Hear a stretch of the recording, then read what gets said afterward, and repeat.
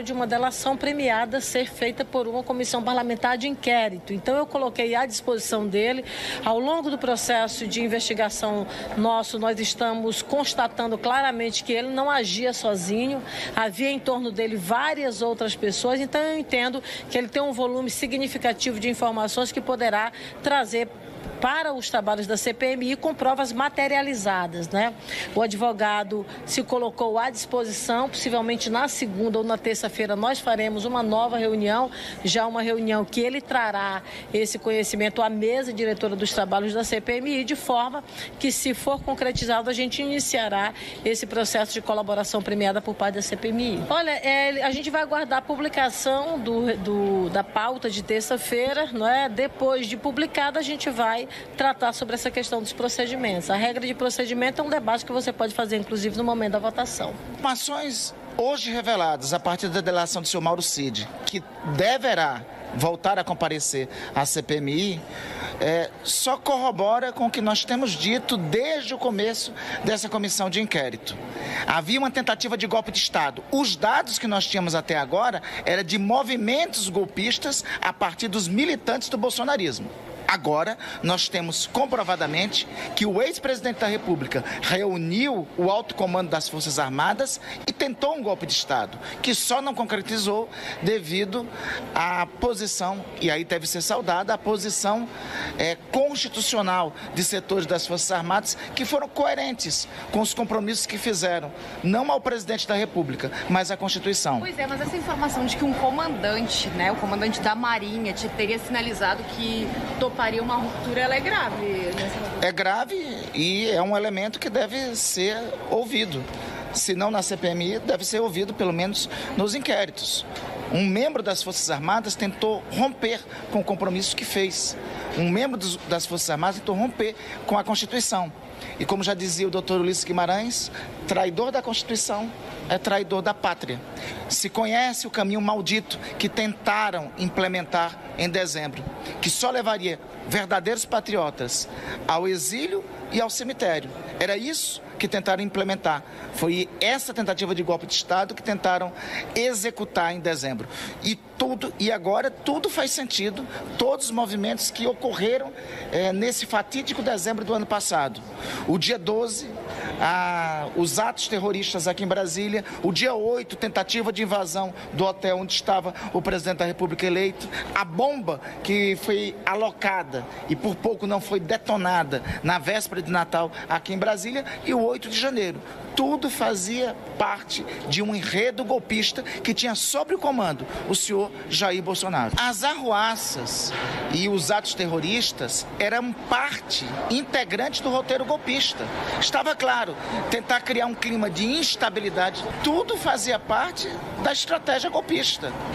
Os atos terroristas implementados em Brasília, as tentativas de romper o Estado Democrático de Direito, as arruaças e os atos de vândalos do dia 8 de janeiro, tudo fazia parte de uma estratégia golpista para precipitar o golpe de Estado com apoio das Forças Armadas. Enquanto os militantes bolsonaristas tentavam disseminar o terror, o chefe do golpe, o senhor Jair Bolsonaro, se articulava para tentar implementar o golpe. Então, era um movimento coordenado, era um movimento que tinha respaldo nas redes de fake news, no gabinete do ódio, tinha respaldo nos atos golpistas e nas arruaças que estavam sendo feitas pelos militantes, pelas ruas de Brasília e por todo canto, nos atos terroristas que estavam perpetrados, sendo comandado pelo senhor Jair Bolsonaro, que está mais do que comprovado pela minuta de golpe que já foi descoberta e por essa reunião que veio à luz no dia de hoje. O senhor Wellington responderá não menos do que 30 anos de prisão. O conjunto dos crimes que ele cometeu ontem, o conjunto dos crimes que ele cometeu na sequência de dezembro, levam cabalmente a isso. O senhor Wellington é só o retrato do bolsonarismo. É só o retrato de uma página triste da nossa história, que nós não podemos esquecer, para que nunca mais volte a acontecer. Na verdade, não existe ainda uma noção clara do que o Cid teria delatado. Portanto, traz apontamentos, mas não traz uma informação concreta sobre o que aconteceu. O Mauro Cid, ele está fazendo uma delação premiada e por isso mesmo eu acho que é absolutamente inócuo trazê-lo de volta à CPMI, porque obviamente que alguém que está fazendo a delação premiada não pode falar antes de que se cumpram as diligências que estão na sua delação. Porque como é que funciona a delação?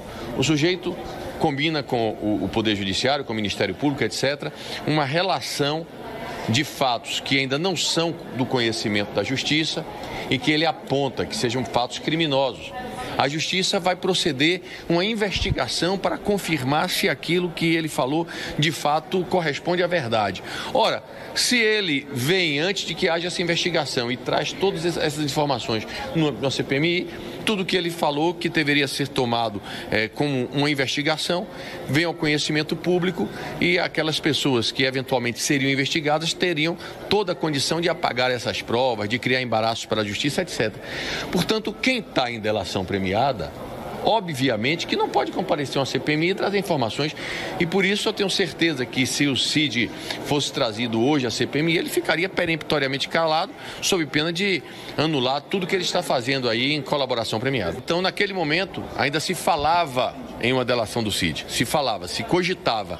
Agora, as conversas são muito mais incisivas e concretas, né? Inclusive, como foi dito aqui agora, já com informações, inclusive, do que estaria na delação. Então é outra realidade. Eu realmente entendo que quem está em delação não tem como falar. O Guarnier, e trazer o Guarnier, porque o Guarnier, antes da posse, presidente, ele falava para nós que não ia aceitar a troca de comando, ou seja, ele não tinha nenhum constrangimento de dizer que não ia haver troca. Pois é uma possibilidade. Eu concordo com você que é uma possibilidade. Eu garanto a vocês que na terça-feira apresentarei uma lista de requerimentos para serem apreciados. Espero que esses requerimentos sejam aprovados. Acho que é muito importante o papel de vocês da imprensa agora, para inclusive mostrar claramente que quem quer uma investigação não pode querer investigação só de uma banda e deixar outra banda de lado. Quem faz uma investigação tem que investigar tudo. E inclusive considera a hipótese de, nessa reta final, em vez de fazer uma reunião, fazer duas reuniões por semana, fazer 3 ou 4 reuniões por semana, 3 ou 4 oitivas por semana. Para mim não tem problema nenhum.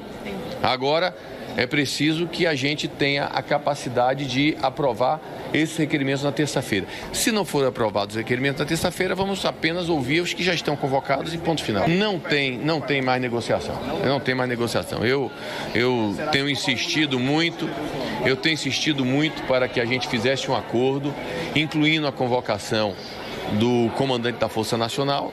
Esse acordo não avançou e sem esse acordo, que é o requerimento mais importante da minoria, já que existem, na verdade, a totalidade dos outros requerimentos são da própria maioria, então fica difícil fazer um acordo.